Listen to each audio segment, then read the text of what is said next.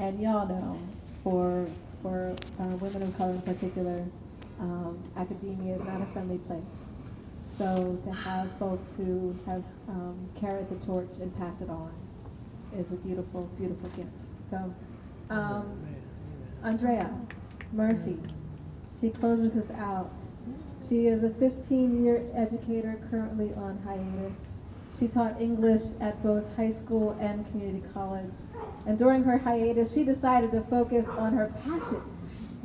How often do we get to really do that, right? Our passion for creative writing.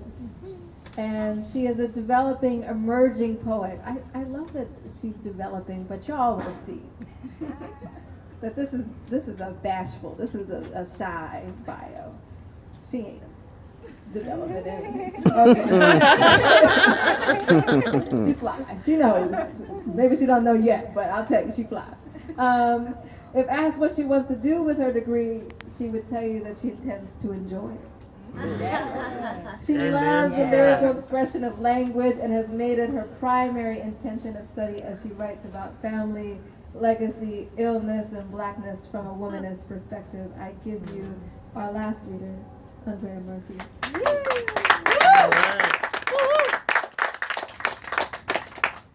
Thank you, Raina.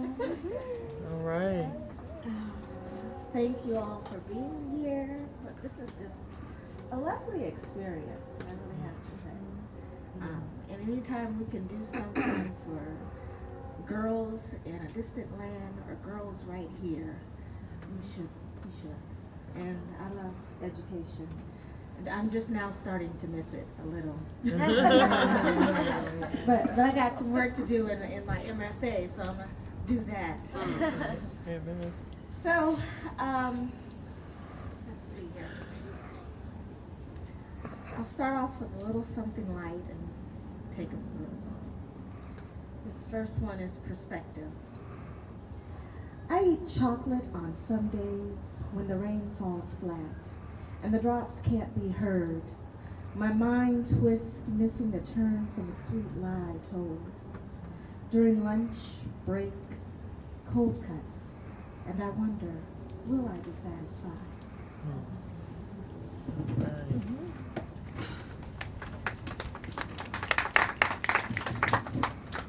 So, I'm going to take you back. My elementary experience, show and tell. And I brought a little doll, and it stirred up some things in the class. Show and tell, 1978. Let me tell you a little more. Sitting in Brenda Hillman's class, I know there are a lot of St. Mary's people here, and it was prosody, and so we had a structured poem to do, and so this poem comes out of one of those exercises.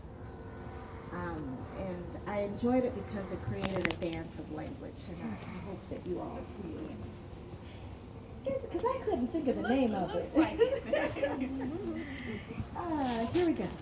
Show and Tell, 1978. My ballerina doll is pretty, isn't she? Painted ebony eyes sparkle undiminished joy, the excitement of performing for me. The boy sitting next to me points out her blemish. Painted ebony eyes sparkling undiminished, a pink tiara sits atop her brunette hair. Cross-legged boy sitting near me stares at her blemish.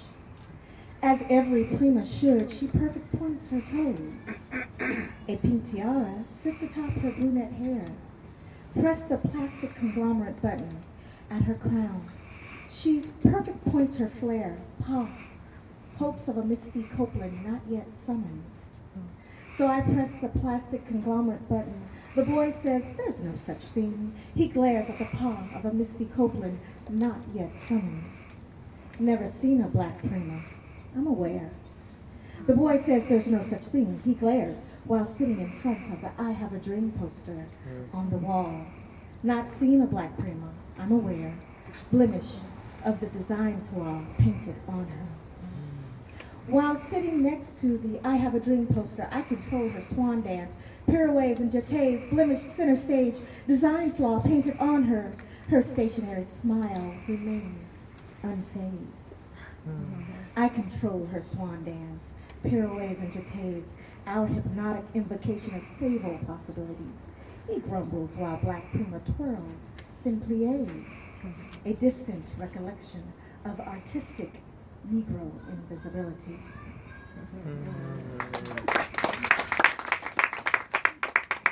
Almost. Our hypnotic invocation of sable possibility causes sneers. This boy between blonde pigtails and me grumbles with black prima twirls, then plies. A stationary smile remains unfazed. I know my ballerina doll is pretty, isn't she?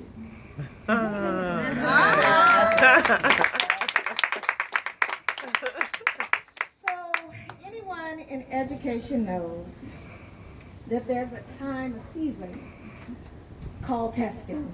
And we spend the entire year preparing for testing. I hated it.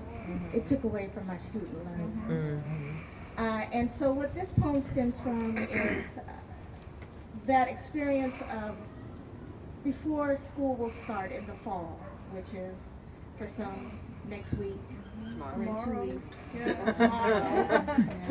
And it's a collection of haikus, but I'm only going to read a few of them because it's rather long. And I had some other stuff I wanted to share, so I'm going to read a few. And it says, while preparing for high-stakes testing at Antioch High School, fall. Anxious sun rises, childish resistance to change, end of lazy days. Brown boys and girls read, disconnect from Poe's Raven, cumulus concerns.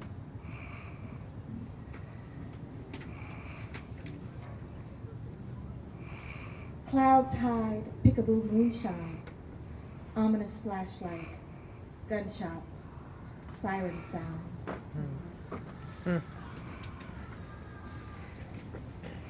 Brisk wind, tardy bell, teacher, quiet, sit down, yells.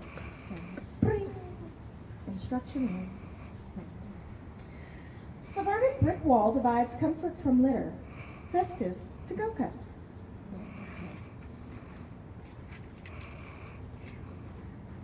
Rustling leaf pile, buried beneath fertile earth. Zag, zig, zigzag, drift.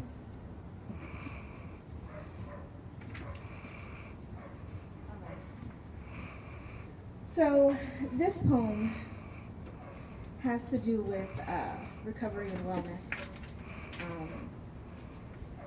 I am battling cancer, and one of the ways they tell you to battle it is to do yoga. So this poem is about doing yoga. Asana versus tumor. Fold your body, she says. This is a relaxing position. Relaxing, the laundry overflows. Relaxing, the wallet disappears. Relaxing, the dog's refusal to eat burnt bacon. February last, the tumor folded my body into child's pose. Inhale, then exhale, she says. I am familiar with this exertion. Inhale, as needle goes into port, numbed with lidocaine. Numbed every Thursday, numbed for 2 hours, numbed so that veins forget. Veins do not forget, they collapse, they refuse, they bruise. Downward dog, tumor now airborne. It surveys the landscape of other bent over bodies, stretching arms, stretching legs. If I become a pretzel, will the tumor disappear? She says, plant your feet, push them into the floor. It's not real wood. Shellac, laminate, laminate. Reminds me of lamenting the use of false eyelashes. Lamenting the lost craving of red velvet cupcakes. Lamenting the year I could not comb her hair. Virk Shoshana. Virk Shoshana sounds like Pretty Flynn. Reminds me of the time I sat in the gym sauna for 30 minutes listening to a woman brag about cheating disability. Virk Shoshana. I will be 100-year-old redwood. Trunk, radioactive, yielding no fruit. Not a level 7 like Chernobyl, but not fertile. Let us, she says, restore ourselves. So I become a corpse. Eyes wide, eyes fixed on the newly remodeled ceiling and its recessed lighting. I was in the store watching O Organic Screamer and cut right here, onions go into my eco-conscious bag when I realized I didn't have my wallet. Now, she says, place your hands at heart center. In lotus position, I sit, elbows and knees, mutated, awkward petals. My hands meet up with a collection of ambiguities the tumor holds in obstinate orb. Am I supposed to say namaste here? Did the tumor just say I'ma stay? How obnoxious she is.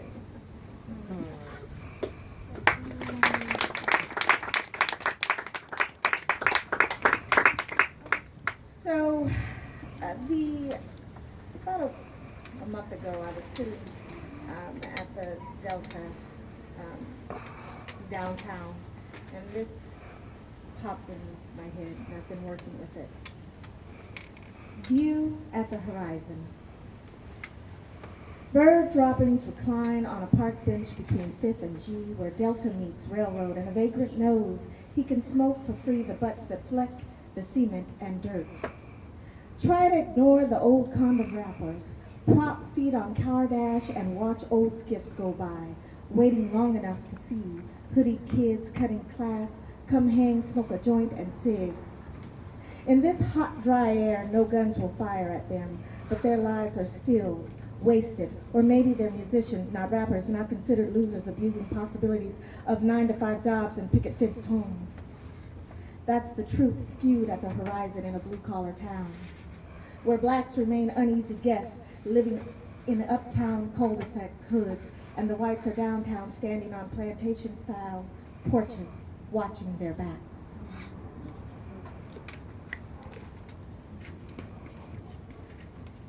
And I don't know about you, but for a while, I was watching all the madness on Facebook. My friends, I wonder about them when they say some of the things they say about Black Lives Matter or otherwise. And so I scrolled and I clicked, and I'm going to share that with you.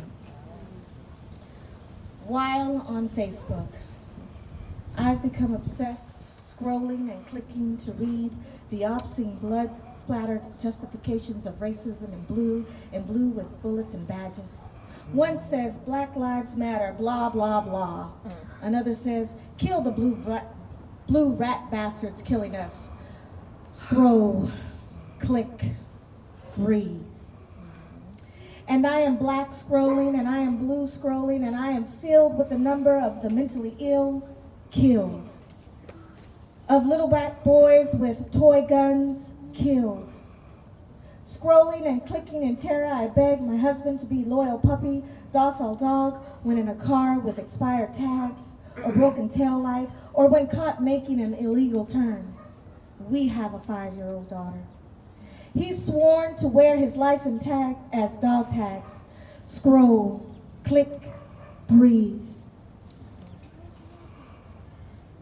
They dog tag toes of black men at the morgue 5 times more often than whites killed in blue. Scroll, click, breathe, don't shoot, hands up, scroll, click, breathe, and I gasp and I grieve at the death and hate I'm obsessed with, the loss of our humanity. Scroll, click, click, click, breathe. Oh, man. Thank you.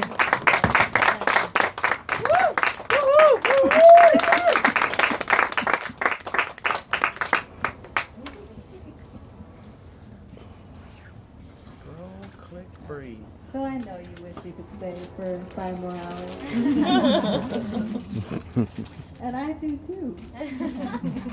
Because it would be helpful.